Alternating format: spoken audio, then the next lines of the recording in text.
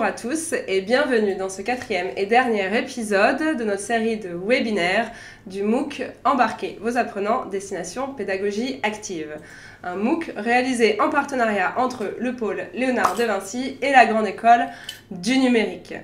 Alors vous le savez, ces webinaires sont participatifs et gamifiés, donc comme pour les autres épisodes, vous allez être appelés à répondre à des quiz sur l'application WooClap et donc à sortir vos smartphones. Donc quand vous entendrez ce son, ce sera le temps du quiz.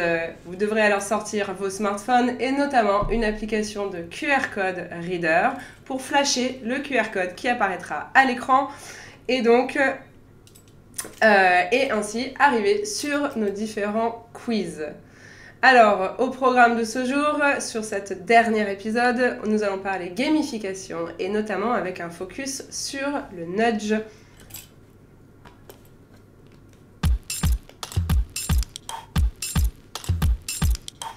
Alors, pour vous accompagner tout au long de ce webinaire, vous avez différents intervenants. Tout d'abord, Arnaud Linzer. Arnaud, qui est l'auteur principal de ce MOOC et chef de projet Digital Learning au pôle Léonard de Vinci. Bonjour Arnaud. Bonjour Cora, bonjour Riyad, bonjour à tous, j'espère que vous allez bien. Merci Arnaud. Et donc comme vous le voyez, je suis toute seule sur mon beau canapé rouge aujourd'hui. Notre deuxième invité, Riyad Lebib. Donc Riyad, tu es designer cognitif et comportemental partner chez Human Matters, mais également docteur en neurosciences. Bonjour Riyad.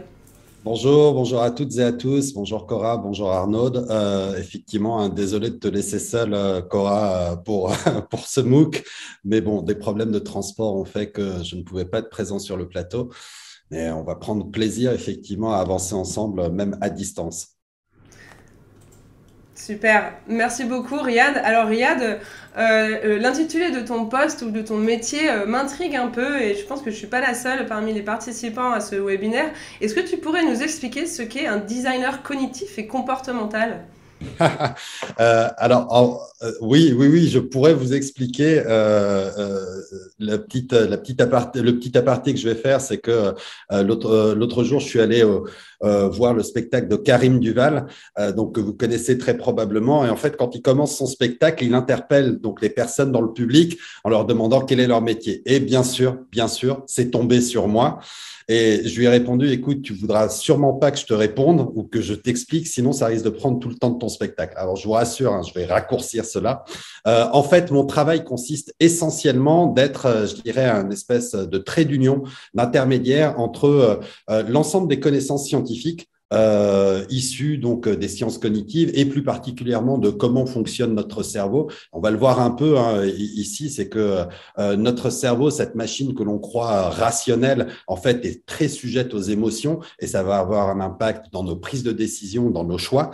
Donc, à partir de cette connaissance, comment on va effectivement améliorer des dispositifs pour les professionnels de l'humain que sont par exemple les formateurs, que sont les managers, que sont les coachs, que sais-je encore, donc dans le monde de l'entreprise, d'accord. Et donc, je viens effectivement apporter une sorte d'ingénierie cognitive dans les dispositifs ou les solutions qui sont proposées, afin de faire en sorte que le cerveau puisse mieux saisir l'information, la manipuler, en faire du sens et surtout mettre en place des actions qui sont en cohérence avec le sens qu'il a construit.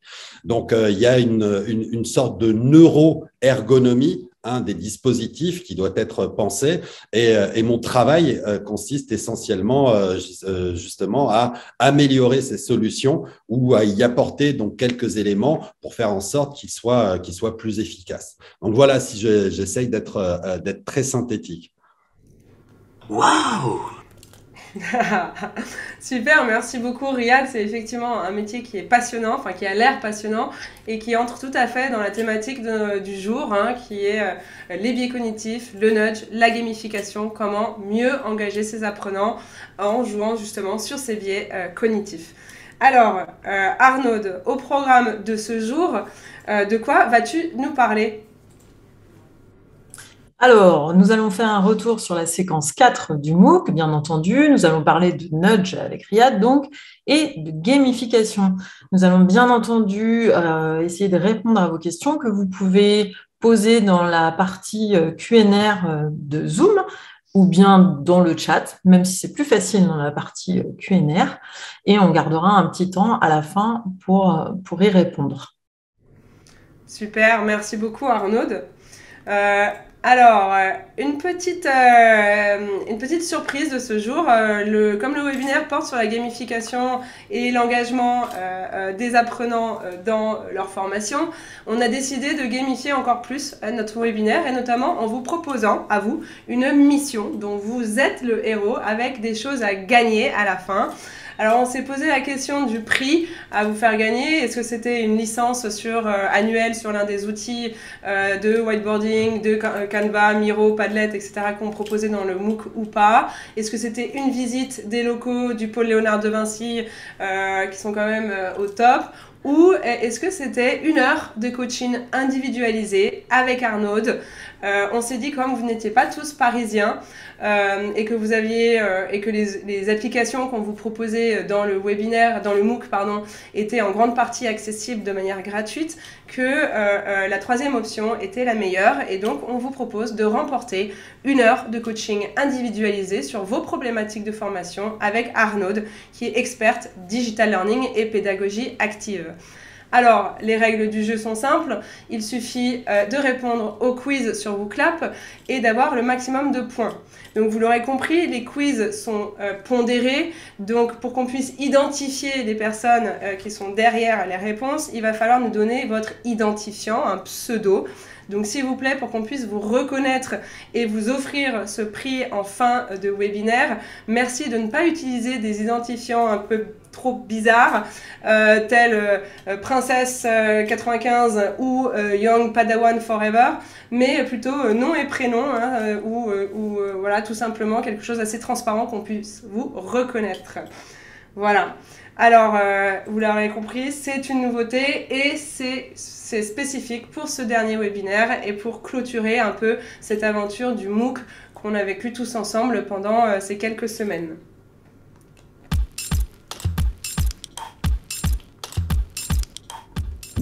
Oh, mais que vois-je? C'est déjà le temps du quiz. Alors, attention, hein, vous le savez, vous avez un chrono. Vous avez des points maintenant, donc si vous voulez gagner votre heure de formation individualisée, il va falloir être réactif. Donc, vous allez devoir sortir tout de suite vos smartphones et flasher le QR code suivant. Alors, on vous laisse quelques instants pour le flasher. Donc, attention, il faut bien entrer votre pseudo, hein, c'est indiqué tout de suite sur la page. Donc, moi, je vais le mettre le mien, mais je ne vais pas jouer parce que sinon, je risque de remporter ce quiz. Alors, Arnaud, est-ce que tu peux partager ton écran et nous faire ce petit premier quiz gamifié? Oui, tout à fait. Donc, j'ai remis dans le chat hein, le code. Voilà, et Marjorie, merci, de la Grande École du Numérique, vient de repartager le lien au cas où. Super. Vous avez un accès direct. J'espère que vous avez eu le temps de vous connecter. Et c'est parti. Je partage avec vous mon écran. Et normalement, vous devriez voir. Alors, attention, c'est parti. Je lance le quiz. Que veut dire nudge? Si vous avez quelques souvenirs de la séquence 4, ça devrait être hyper facile. Hyper facile. Est-ce que c'est un coup de main? Est-ce que c'est un coup de baguette magique? Est-ce que c'est un coup de bambou? Ou est-ce que c'est un coup de pouce? Alors attention, je vous mets un petit chrono, histoire de vous stresser. Et il y a encore 10 personnes qui doivent voter. Ah, vous êtes pas mal à voter aujourd'hui. On sent que vous êtes plus de votants que sur les autres webinaires. On sent que l'appât du gain vous incite. C'est super, c'est exactement l'effet qui est recherché. Attention, plus que 20 secondes pour les 10 dernières personnes qui n'ont pas voté. Allez, vous avez encore le temps. Attention, il n'y aura pas de rab cette fois-ci puisqu'on est vraiment sur du chrono. Attention, on est bientôt sur la fin du quiz. Plus que 5 secondes. Et c'est déjà la fin du quiz. Alors, que veut dire nudge? Arnaud, est-ce que tu peux nous montrer les réponses correctes? Oui, Donc, c'était un 97% de pouce. bonnes réponses. C'est bien un coup de pouce, mais attention maintenant, petite musique de suspense. Mais qui a gagné ce premier challenge? Oh, Élodie Champerneau, bravo! Élodie a gagné, donc Élodie a été la plus rapide et a réussi à trouver la bonne réponse. Bravo Élodie, on l'applaudit. Excellent, très efficace, très rapide, c'est top. Merci beaucoup Élodie. Alors, pour revenir sur le nudge, qu'est-ce que c'est? C'est pas juste un coup de pouce, Arnaud. Pourquoi est-ce qu'on dit coup de pouce d'ailleurs pour le nudge? Est-ce que tu peux nous donner une définition un petit peu plus complète? Oui, alors il y a déjà une question dans le chat. Le coup de coude, c'est une traduction littérale, mais on ne dira pas un coup de coude en français parce que c'est plutôt négatif, donc c'est plutôt un coup de pouce. Donc, Cora, si tu veux bien partager la slide sur le nudge avec la définition, s'il te plaît. Donc, le nudge, coup de coude ou coup de pouce en français, c'est quelque chose qui va viser à inciter les individus ou un groupe d'individus à changer certains comportements et à faire certains choix sans les mettre sous contrainte. Donc, c'est une incitation douce, donc sans contrainte, sans obligation, menace de sanction. Ça, c'est la définition de Richard Thaler et Kastenstein qu'ils ont définie en 2008.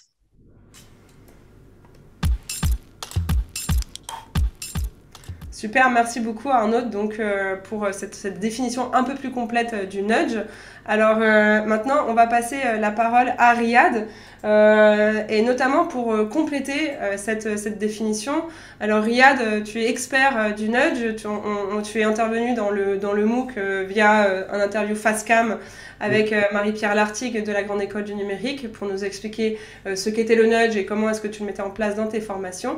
Est-ce que tu peux revenir maintenant dans ce webinaire sur le nudge et son principe? D'accord. Alors, vous avez effectivement très bien résumé dans la définition ce qu'est un nudge. C'était intéressant de voir cette petite bataille, notamment dans le chat, sur la définition. C'est pas un coup de coude, c'est un coup de pouce, etc. C'est vrai que la définition, enfin, dès qu'on essaye de traduire un terme, donc en français, c'est un peu difficile. Donc oui, effectivement, littéralement, ce terme signifie donc coup de coude, qu'on a traduit en coup de pouce. Donc dans les faits, effectivement, ce sont des incitateurs non obligatoires qui visent à rendre nos comportements, on va dire, plus vertueux. D'accord. Donc, ce qui est très intéressant, c'est ce caractère non obligatoire. D'accord. Donc, c'est là où le nudge fait toute la différence avec d'autres approches qui sont un peu plus coercitives. Là, on doit laisser l'ensemble des options possibles pour la personne à qui on adresse le nudge. Et normalement, si le dispositif est bien pensé, alors la personne devra orienter son choix vers celui que l'on souhaite qu'elle prenne, celui vers lequel on souhaiterait qu'elle s'oriente justement. Et pour cela, en fait, on va s'appuyer sur la prédictibilité de nos erreurs de jugement, qu'on appelle les biais cognitifs. On reviendra dessus un peu plus en détail plus loin durant ce MOOC, afin justement d'orienter passivement les personnes vers les options, on va dire, les plus raisonnées. Et ce sont là deux aspects très importants donc du nudge, le caractère non obligatoire et puis cette orientation passive. Alors, certaines personnes peuvent dire, c'est quoi la différence avec la manipulation? Et là, sans rentrer dans le débat, bien entendu, en fait, on pourrait se poser la question. La différence, elle tient dans l'intention qui est posée par la personne qui développe le nudge. Je vais prendre un tout autre aspect. Vous prenez un psychologue, il sait effectivement comment fonctionne notre psyché, etc. Psychologue ou un psychiatre, d'accord. Son intention est de pouvoir soigner son patient. Mais bien sûr, enfin, des films comme Le silence des agneaux et puis le célèbre Hannibal Lecter nous a amené à nous dire mais ils peuvent nous manipuler, etc., etc.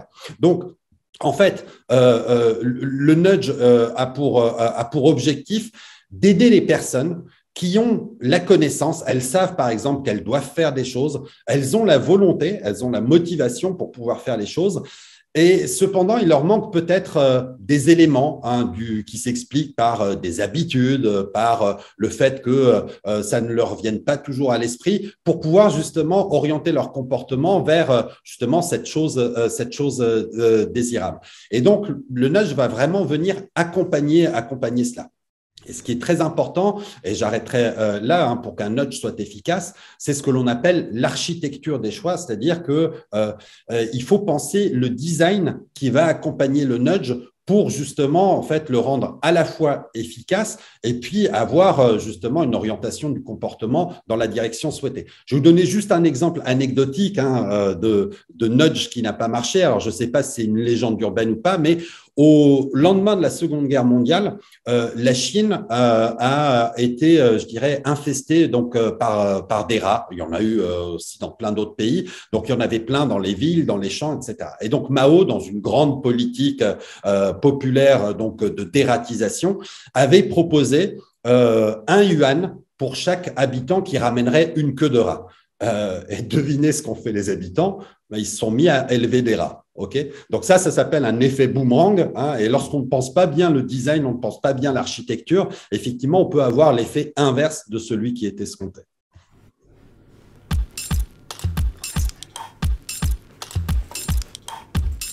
Super, merci beaucoup Riyad pour cette définition du nudge. Donc là, l'objectif, c'est bien de modifier ou d'induire des comportements via des petits déclencheurs, des petits triggers qui vont aller dans le positif, qui c'est non obligatoire évidemment, non invasif, mais l'objectif c'est de modifier le comportement de la personne vers du positif. Et donc on va voir là maintenant différents exemples. Tu nous donnais l'exemple de Mao et d'un nudge mal employé avec l'effet contraire à l'effet voulu qui arrive. Mais Arnaud nous a préparé quelques petits exemples de nudge dans la vie quotidienne avant de parler de nudge en formation. Donc on en a vu quelques-uns au sein du MOOC. Arnaud, donc je te laisse la parole pour nous expliquer en fait ces différents nudges qu'on peut rencontrer aujourd'hui dans les rues des différentes capitales. Oui, alors dans le MOOC, on avait vu le très célèbre exemple du métro de Stockholm avec les escaliers peints en piano géant. Donc l'intention, c'était de désengorger l'escalator et d'inciter les gens à prendre cet escalier. Donc, on a vu augmenter de 70% l'utilisation des escaliers. Donc, ça, la parfaite illustration du nudge.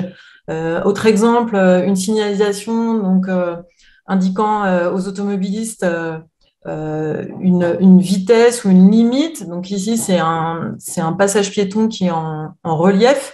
Donc, ça incite les automobilistes à s'arrêter davantage ou à ralentir et qui est vachement plus efficace qu'une stratégie plus classique. Sur le deuxième exemple, vous l'avez peut-être vécu, celui de gauche en tout cas, c'est typiquement ce qu'on peut trouver sur les factures d'électricité avec, donc vous voyez au milieu, en bleu clair, votre consommation, en bleu foncé, les foyers similaires aux vôtres et en vert, les foyers similaires qui sont les moins consommateurs. Donc, on vous dit, ouais, c'est vachement bien, vous ne consommez pas trop, c'est pas mal, vous êtes en dessous, mais vous pouvez mieux faire parce que, regardez, c'est juste accessible, c'est juste après.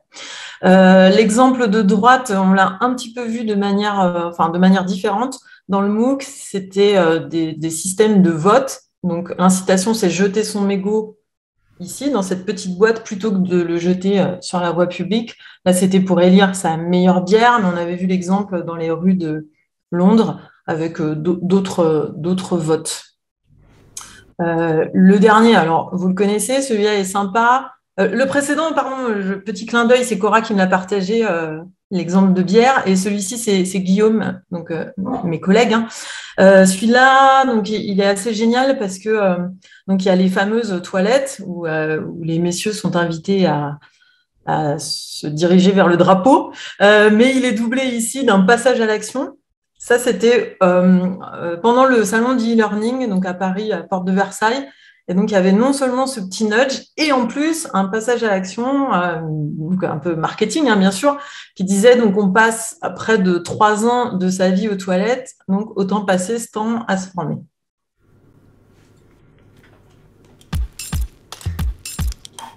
Super, merci Arnaud. Moi j'aime beaucoup effectivement le petit drapeau dans la pissotoire. Je trouve ça très rigolo. Ce qui est sympa, c'est qu'en fait on voit ce type de nudge fleurir de plus en plus dans les rues ou dans les espaces publics, puisque là les photos que vous avez vues, il y en a une qui a été prise par moi dans une brasserie, l'autre a été prise dans des toilettes par un autre collègue. Donc on voit que le nudge entre de plus en plus dans nos espaces. Alors le nudge en formation, on en a parlé aussi dans notre MOOC, hein, on a donné plusieurs exemples donc d'incitation au changement qui induit des changements de comportement pour mieux engager les apprenants, pour mieux les responsabiliser, pour leur faire aller jusqu'au bout de leur formation, pour éviter la démotivation. Donc on a cité plusieurs exemples, hein, notamment celui du MIT par exemple, qui laisse le choix à ces apprenants de décider de la date de livraison de leur, ou de la date de leur évaluation finale, ce qui les responsabilise, ce qui les rend acteurs de leur apprentissage et ce qui va les motiver. Et en fait, ils ont pu observer qu'il y avait des meilleurs résultats avec cette proposition, cette méthodologie-là d'évaluation.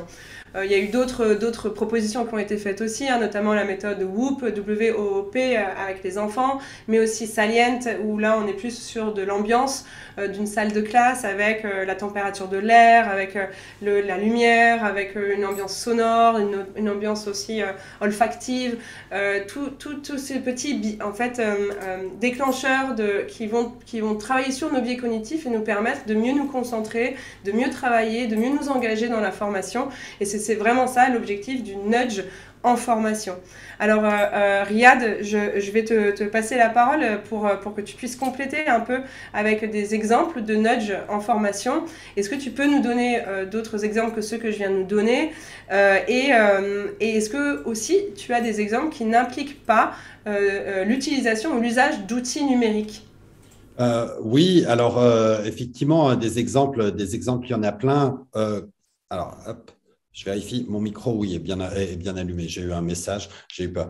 Donc, des exemples, il y en a plein, comme tu le rappelais, Cora. Ce qui est intéressant, hein, l'intérêt du nudge, je veux dire, dans la formation, c'est qu'il va contrecarrer effectivement les difficultés qui sont liées au manque d'attention, au manque de concentration, mais aussi les difficultés liées à l'appropriation, par exemple, des connaissances ou alors la pérennisation des acquis.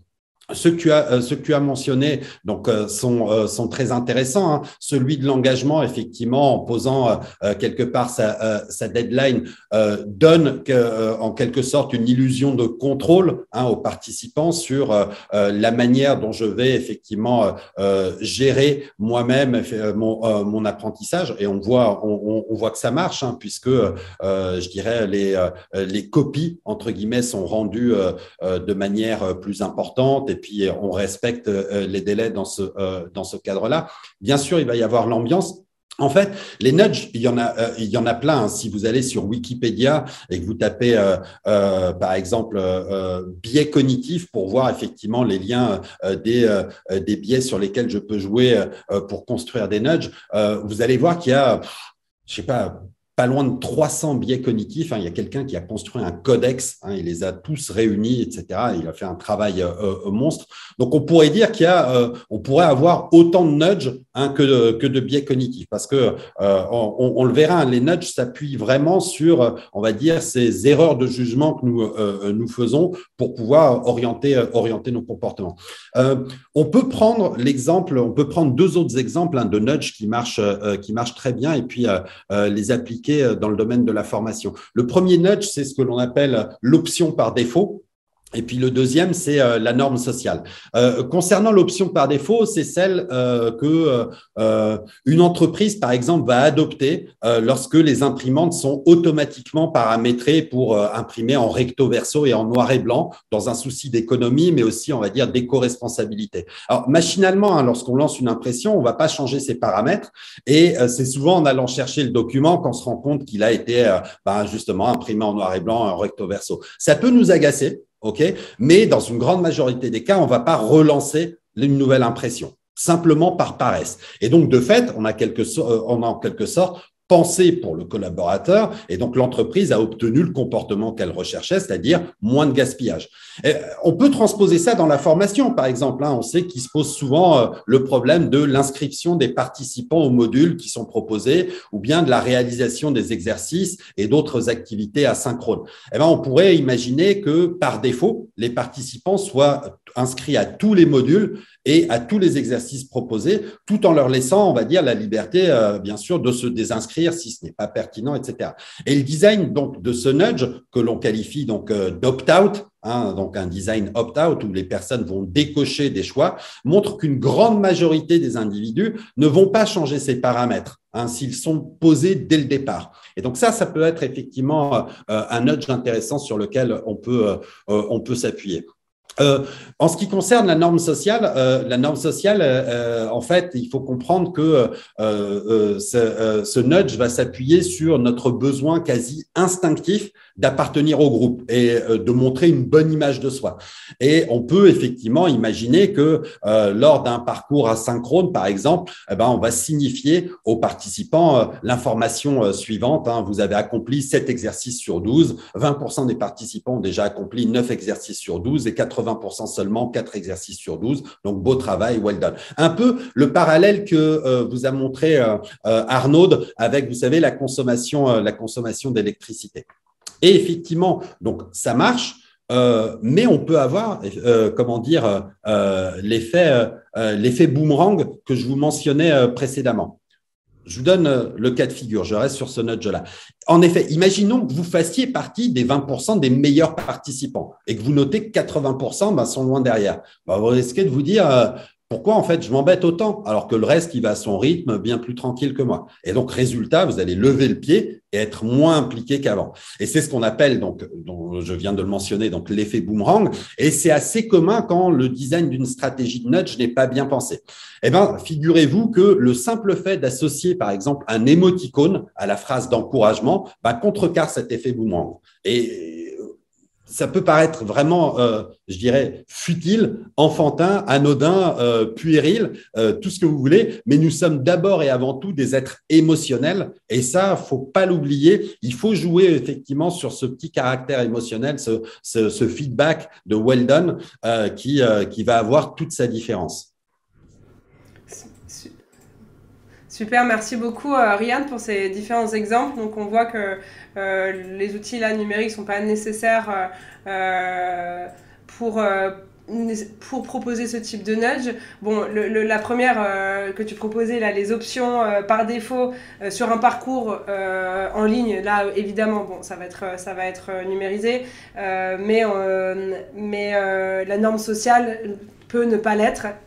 En tout cas, tu as beaucoup prononcé le terme biais cognitif.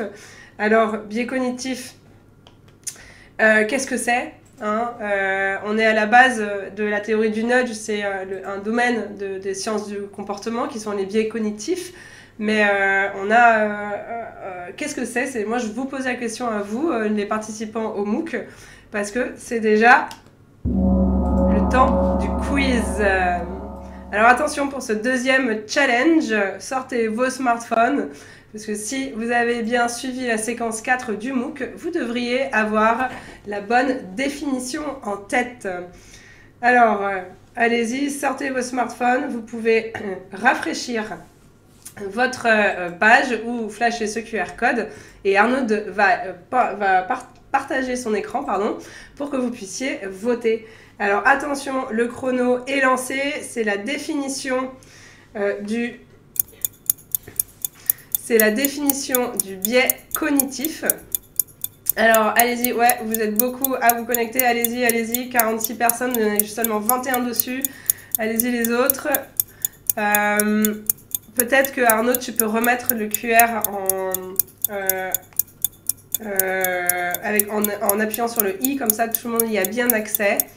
Alors, est-ce qu'un biais cognitif, c'est un mécanisme réflexe de pensée faussement logique, inconscient et systématique, à l'origine d'une altération du jugement, et à cause de celui-ci, la prise de décision de l'individu peut être faussée? Ou est-ce que c'est une erreur que nous commettons lorsque nous enregistrons des informations, c'est-à-dire une mauvaise interprétation de ce qui se passe dans notre environnement? Attention, plus que 20 secondes pour avoir la bonne réponse. Je vous rappelle que vous avez un enjeu à la clé, c'est 1 heure de coaching individualisé avec Arnaud. Donc répondez bien et répondez vite. Attention, c'est déjà la fin du quiz. Alors Arnaud, est-ce que tu peux nous partager la réponse correcte? Ouais, c'était un piège, hein, là, j'ai un peu exagéré. Mais oui, effectivement, donc le biais cognitif, c'est un mécanisme réflexe, hein, de pensée faussement logique. C'est complètement inconscient, on en a tous plein. Riyad disait tout à l'heure qu'il y en avait plus de 300. Je vous ai envoyé dans le chat l'énorme infographie dessus. Je vais arrêter de partager mon écran. Attends, voilà. je vais partager. Ah, pardon, j'ai oublié un truc. Ah bah oui, on a oublié le truc. Le truc. Mais qui a gagné le truc challenge numéro 2, Arnaud, voyons. C'est quand même la personne que tu vas avoir en face à face. Ah bah je sais pas. Dans les yeux pendant 1 heure. Alors, est-ce que c'est Elodie qui a encore remporté? Mais oui, Elodie Champerneau a encore gagné la 2e manche de ce webinaire. Alors Elodie, bravo, hein, tu es décidément la plus rapide et la meilleure de nos mookers. Donc, hop, félicitations. Je pense que ça va être dur de battre Elodie, mais tout n'est pas perdu. Vous pouvez encore remporter le face-à-face, tête-à-tête plutôt avec Arnaud. En tout cas, bravo Elodie pour cette définition des biais cognitifs. Alors, il y a une question, enfin, il y a une remarque dans le chat. Non, c'est pas truqué, hein. Vraiment pas. Hein. C'est pas truqué. Non. On ne connaît pas Elodie. Ce n'est pas notre collègue. Non, rassurez-vous. Alors, pardon. Hop. Alors, Riyad, on va te redonner la parole. Quel est le lien entre biais cognitif et nudge? Et quels sont les biais cognitifs que l'on rencontre en formation et comment les combattre? On a vu que Arnaud avait partagé donc une série de 20 biais cognitifs dans le MOOC. Elle vient de le repartager ici dans le chat. Est-ce que parmi ces biais cognitifs, il y en a des principaux en fait qui sont que l'on rencontre très très souvent ou généralement en formation et comment est-ce qu'on peut combattre ces biais via du nudge? Alors, je vais répondre peut-être à la première question, donc le lien entre les biais cognitifs et puis les nudges. Donc, comme vous l'avez indiqué, hein, les biais cognitifs, ce sont des mécanismes non conscients. En fait, ce sont des erreurs de jugement que notre cerveau fait pour décider vite, rapidement. Hein. Notre cerveau, sur le plan de la biologie, il a été optimisé pour favoriser l'action sur la réflexion. D'accord? Parce qu'il doit garantir et assurer notre survie. Donc, parfois, il ne faut pas trop réfléchir et prendre ses jambes à son cou, hein, même si on se trompe. Hein, on était face à un animal inoffensif. Pourquoi? Parce que si je réfléchis trop et je me dis, attends, Coco, va pas courir tout de suite. Hein, d'abord, attends de voir si c'est dangereux ou pas. Bah, je risque de me retrouver face à un tigre à dents de sabre. Et puis là, game over, je n'existe plus. On ne serait plus là pour faire ce MOOC ensemble. Donc, un peu plus sérieusement, notre cerveau donc crée des raccourcis dans nos prises de décision. Et donc ça donne ces sujets à des erreurs donc, que l'on appelle des biais cognitifs. Et pendant longtemps, hein, les chercheurs ont essayé de faire en sorte que nous devenions, entre guillemets, un peu plus intelligents, que l'on ne tombe plus dans le piège de ces biais cognitifs. Or, force est de constater que c'est impossible. Hein. Encore une fois, notre cerveau étant câblé comme il est, et on n'a pas évolué en Homo sapiens 2.0. Donc, quoi que l'on fasse, hein, lorsque les conditions se présentent, hein, on a beau avoir une bonne connaissance des biais cognitifs, par exemple comme moi, si les conditions sont propices pour tomber dans les biais, on tombera dedans. D'accord ? Et donc, petit à petit, il y a eu tout un courant de recherche qui s'est dit, mais en fait, si ces biais existent, c'est qu'ils ont quelque part une fonction aussi biologique. Hein. Comme je vous l'ai dit, ils sont peut-être là pour ne pas trop réfléchir quand ce n'est pas propice, etc. Donc, allons les utiliser et orienter effectivement, enfin les utiliser, utiliser leurs forces pour mettre en place des dispositifs qui vont orienter les comportements plutôt que d'essayer de lutter contre eux. C'est un peu, je vais dire, la stratégie du judoka qui va utiliser la force de son adversaire pour l'orienter dans la direction qu'il souhaite. Les biais cognitifs fonctionnent de la même manière, les nudges fonctionnent de la même manière. On va capitaliser sur la force des biais cognitifs pour orienter le comportement des personnes vers les choix les plus vertueux, les choix que l'on souhaite qu'ils prennent. Et donc, c'est toute la mécanique qui est mise en place lorsque l'on suspecte dans un parcours que les personnes vont être propices ou vont être sujets à tel ou tel biais cognitif. L'idée, c'est pas de se dire oh là là, attention, comment je fais pour éviter ce biais. L'idée, c'est de se dire j'ai peut-être là une opportunité pour trouver un levier et en faire effectivement une opportunité, et en faire développer une stratégie pour ne plus en faire un piège, mais au contraire l'utiliser à mon avantage. Donc ça, c'est un peu le lien qui existe entre biais cognitif et puis nudge. Et on pourrait effectivement donc faire une liste de biais cognitifs plus prégnants, on va dire, ou plus marqués dans la formation. En gros, j'aimerais presque dire que plein de biais cognitifs peuvent surgir dans les dispositifs de formation. Et sans en faire la liste, les biais cognitifs, ils peuvent être regroupés en 5 grandes familles. Et vous allez voir que, en fait, des biais, on peut en trouver dans le domaine de la formation dans chacune de ces familles-là. La première famille de biais cognitifs, c'est celle que j'appelle les biais perceptifs. Ils sont tout simplement liés aux limites physiologiques de notre système perceptif et à l'interprétation des informations qui en sont faites.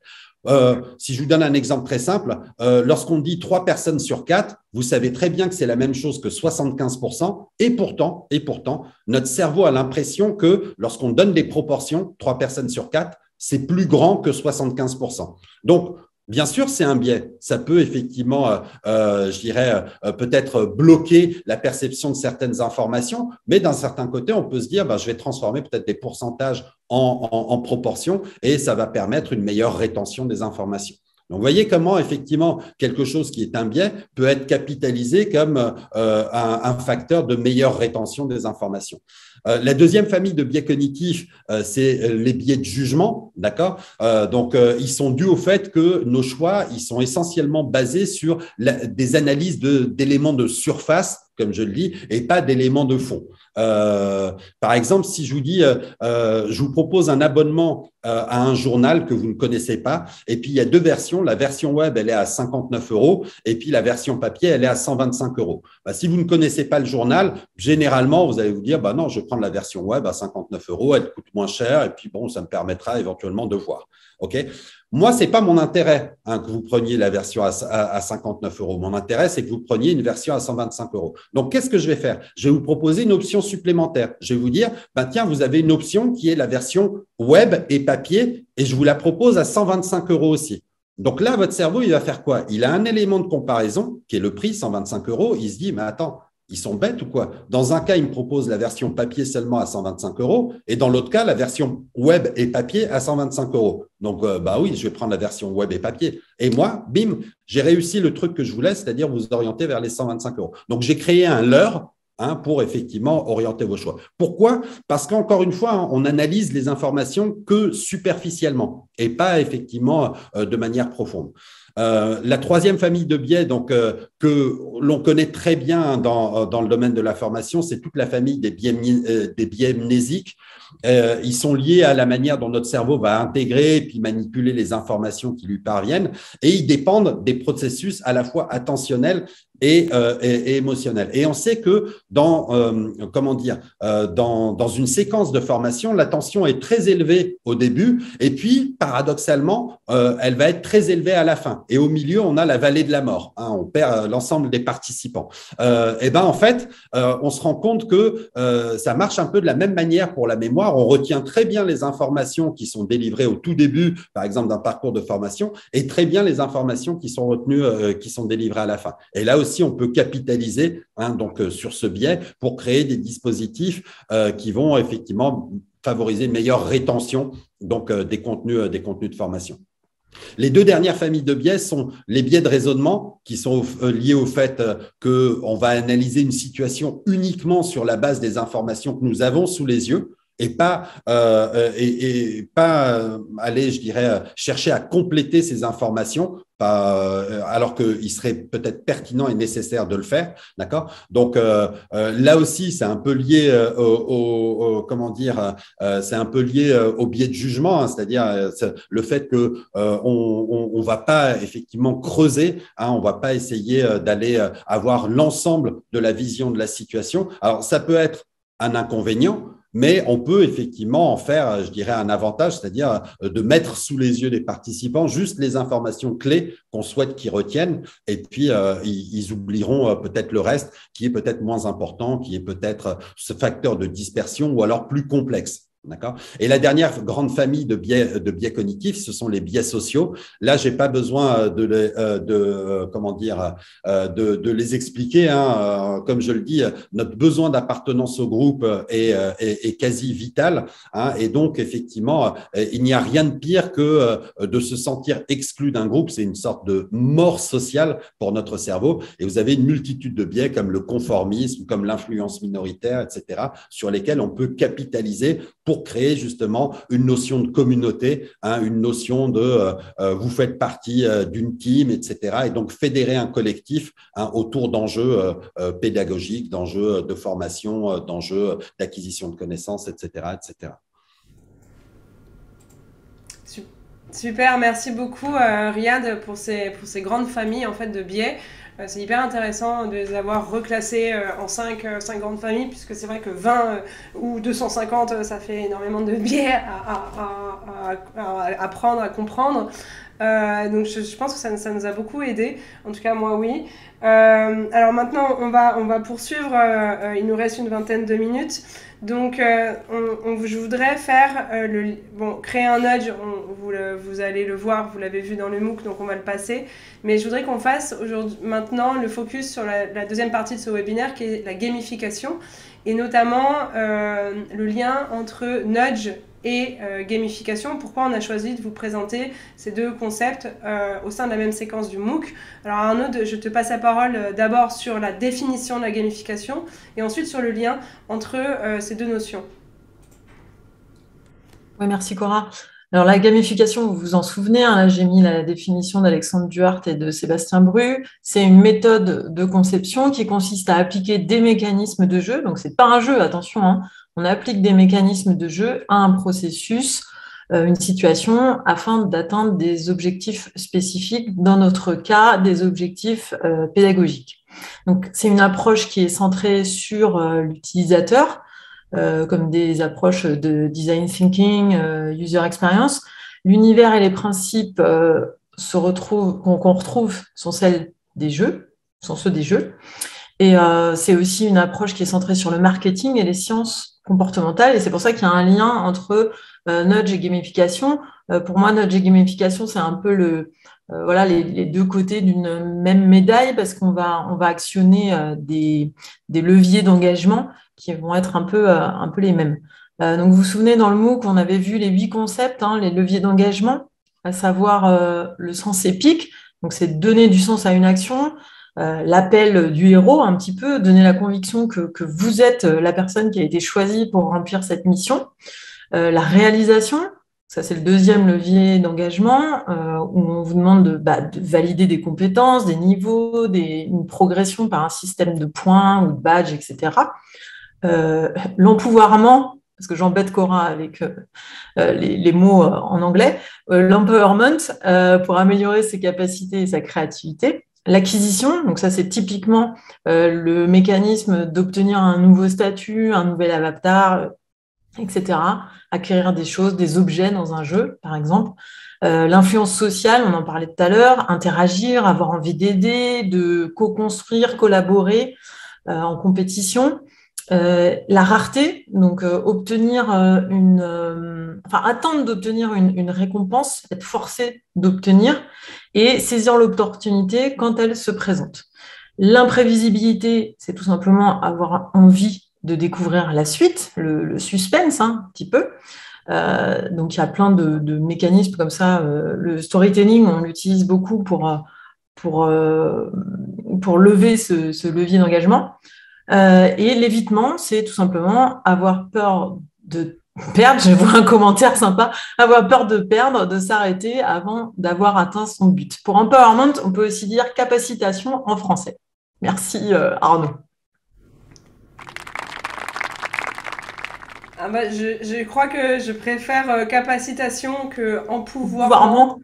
Hein, comme auteur plutôt que autrice, enfin, bon, ça c'est un autre débat. Alors justement, merci Arnaud pour un récap de ces Je t'en leviers prie. d'engagement de la gamification, hein, comment on gamifie une formation, comment on gamifie un cours.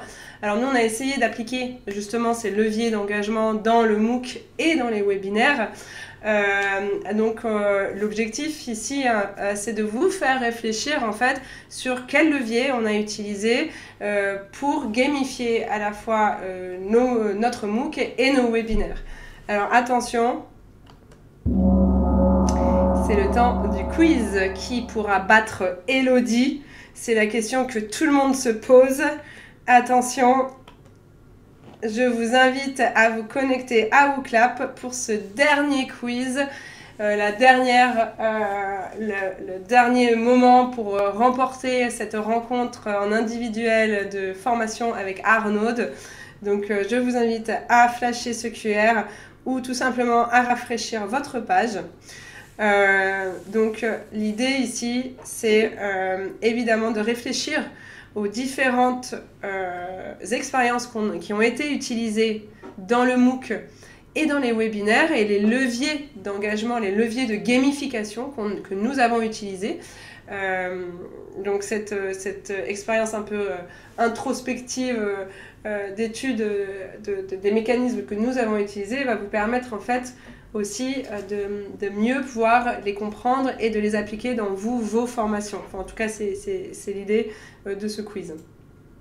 Alors, on vous a laissé un peu plus de temps parce qu'il y a quand même pas mal de textes sur ce quiz et sur cet ultime quiz. Alors, est-ce que... je crois qu'Arnaud, il faut que tu nous relances parce que là, on n'a pas l'accès. Ouais, voilà. Alors, attention. Alors, c'est bon, mais les votes sont encore bloqués, hein. Je n'ai pas lancé encore l'activité, vous inquiétez pas, mais je vais débloquer d'ici 2 secondes. Hein. Ok. On est sur les starting blocks, Arnaud. C'est parti. C'est parti, allez-y. On se connecte. Ah, je crois que vous avez des problèmes à arriver sur le quiz puisque vous êtes 0. Ah, voilà, ça y est, ça arrive. Attention, qui veut battre Elodie? C'est un peu le challenge là.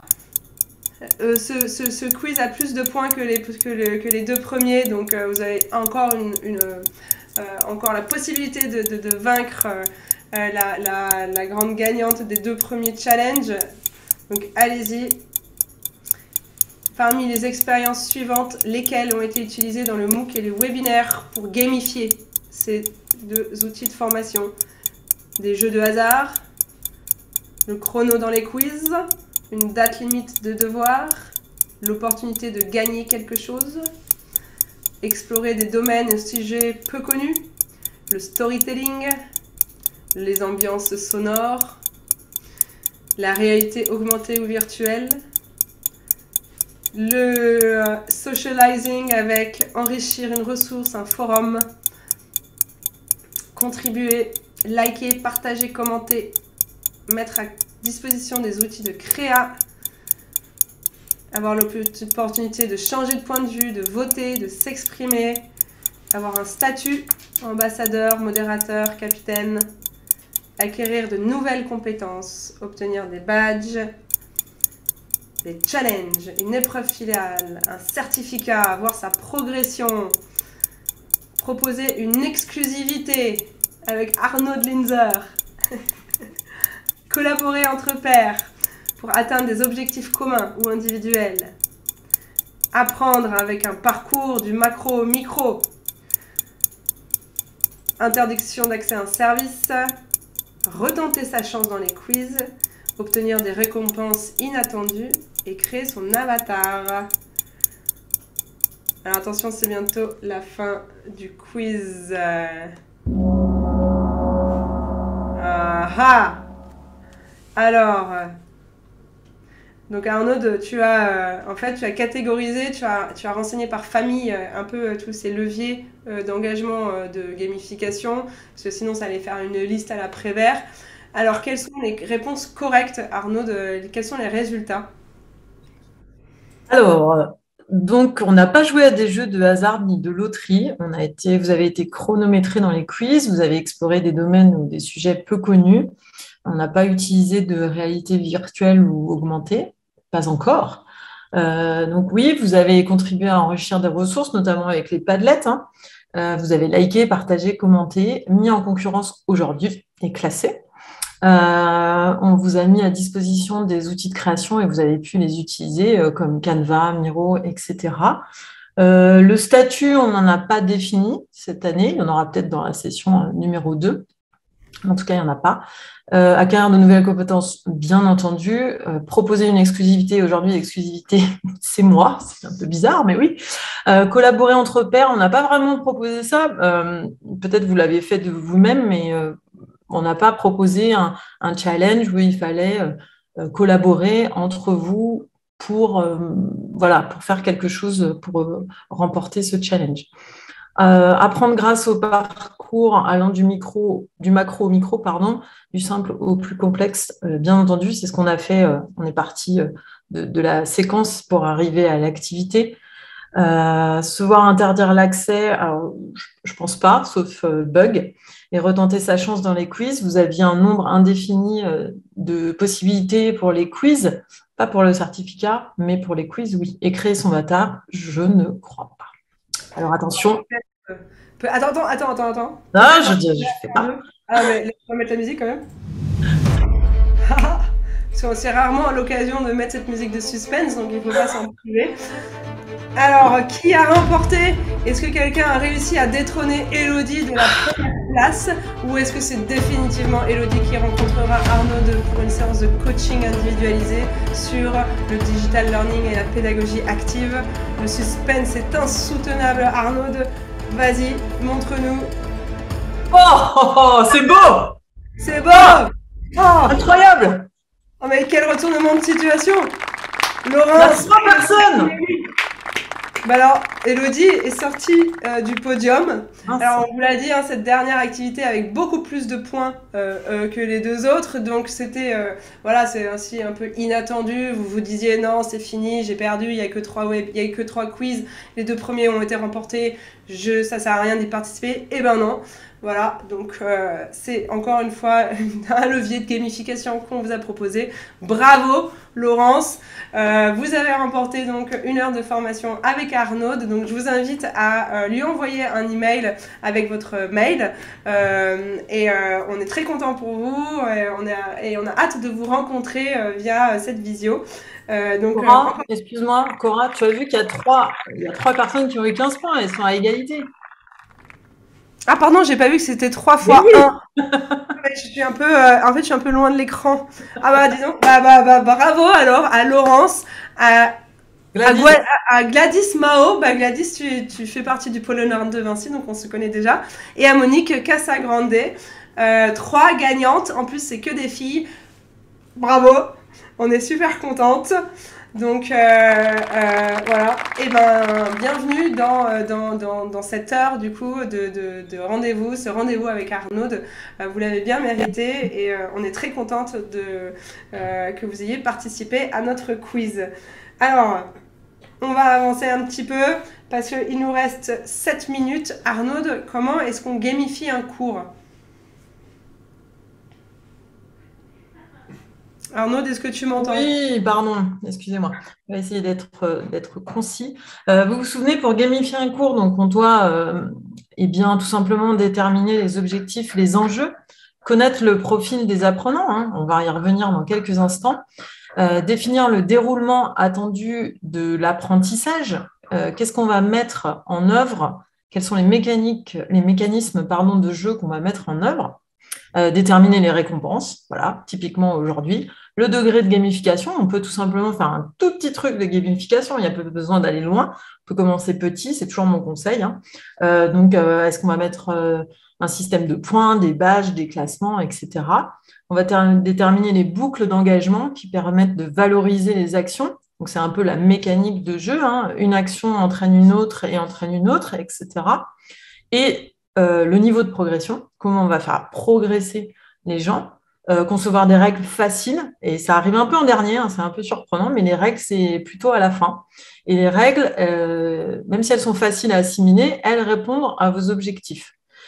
Et puis aussi, en dernier, hein, bien sûr, créer un environnement visuel assez engageant. Pas besoin d'en faire des caisses. Il y a des jeux, par exemple, que vous connaissez qui sont hyper simples et qui sont très efficaces. Super, merci Arnaud pour ce récap des différentes étapes de gamification d'un cours. Alors tu parlais de profil à l'instant. Alors est-ce que tu peux nous expliquer donc, la taxonomie de Bartle avec les 4 profils de gamers auxquels il faut qu'on s'adresse quand on propose de la gamification d'un cours? Oui, tout à fait. Alors, donc vous vous souvenez, hein, il y avait quatre profils définis par Bartle. Donc, il y avait le killer, qui aime la compétition, travailler en groupe, réussir, gagner. Donc, ce qui va marcher avec lui, c'est plutôt les points, les classements, les palmarès, les badges, tout ce qui est collection et tout, mais aussi collaborer, hein. Donc, l'achiever, c'est lui, sa mission, c'est se surpasser, aller toujours plus loin, toujours plus haut. Mais aussi de procéder étape par étape. Voilà, parce que son but, c'est remplir les objectifs à 100% ou rapidement. Mais il aime bien obtenir aussi des badges, finir sa progression, les niveaux, etc.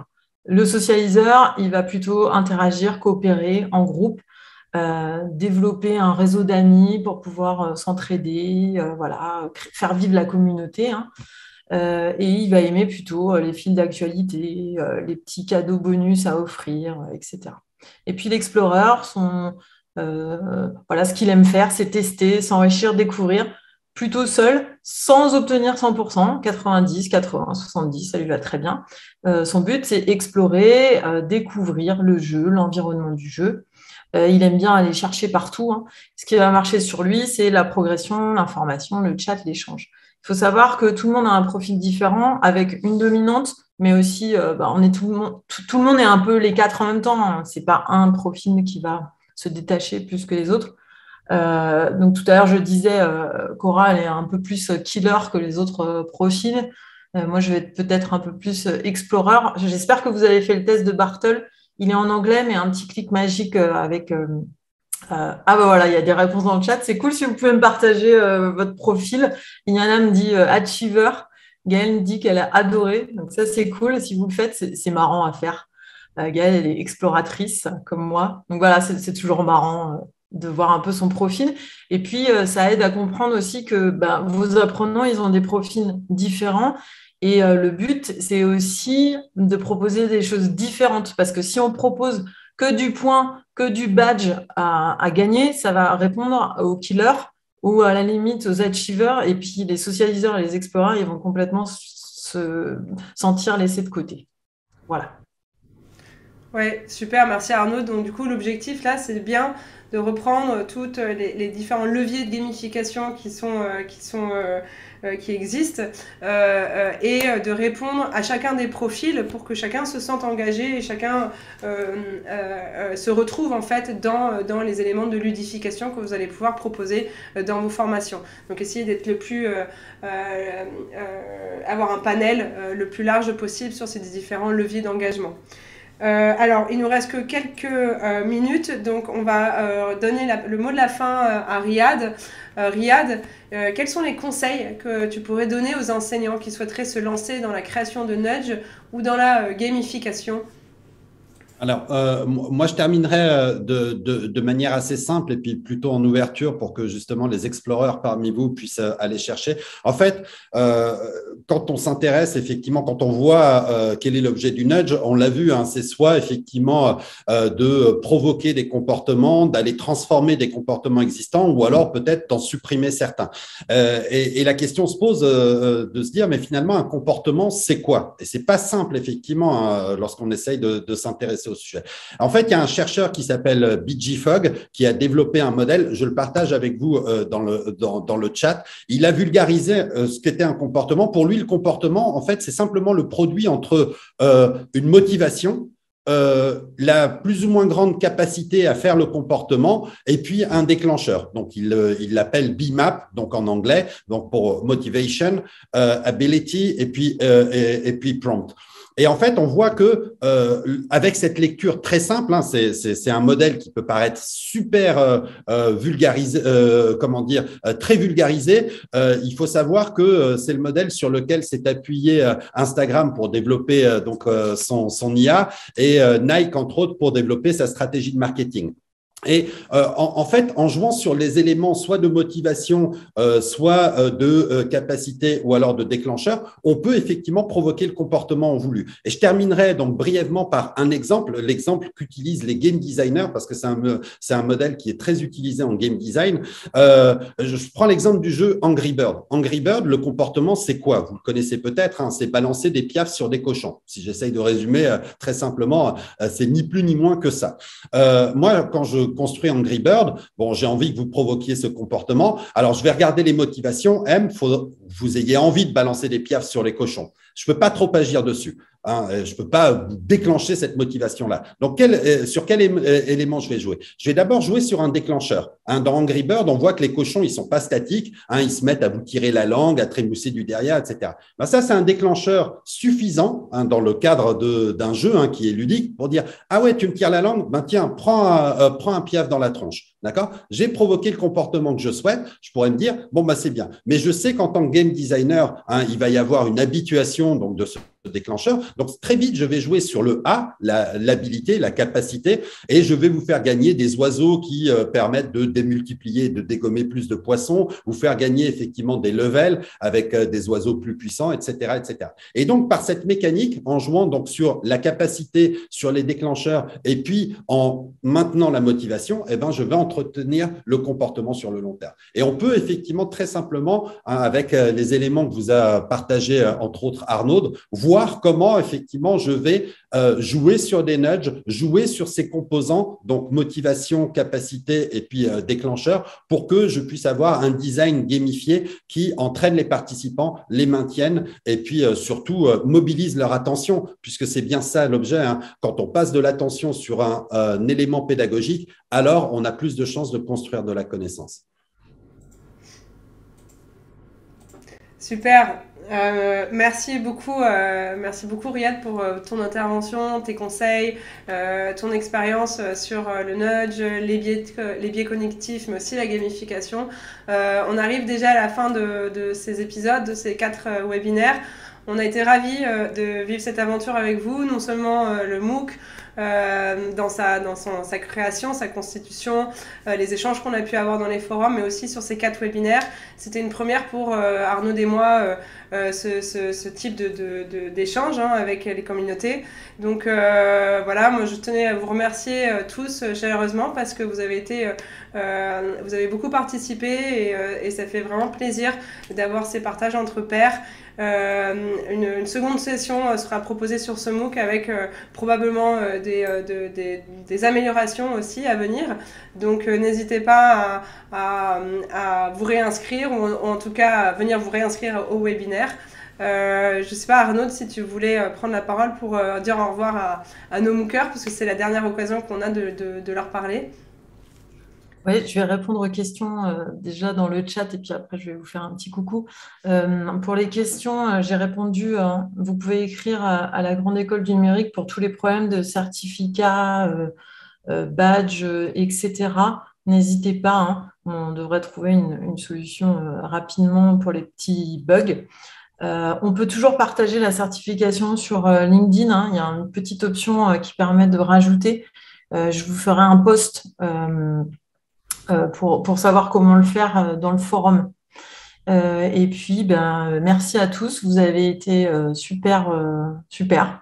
Vous nous avez encouragés sur LinkedIn, dans les forums et tout. Donc, merci. Et puis, merci pour votre participation. C'est cool. Il y a eu plein d'engagements. Donc, je suis ravie. Et surtout aussi un grand bravo à nos 3 gagnantes du jour.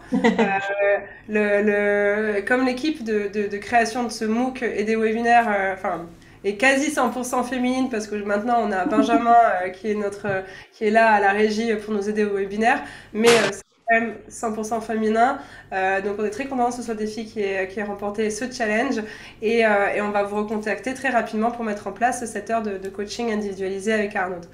Un grand merci aussi à nos partenaires, la Grande École du Numérique, qui étaient là dans le chat pour répondre à vos questions. C'était un super projet qu'on a réalisé tous ensemble.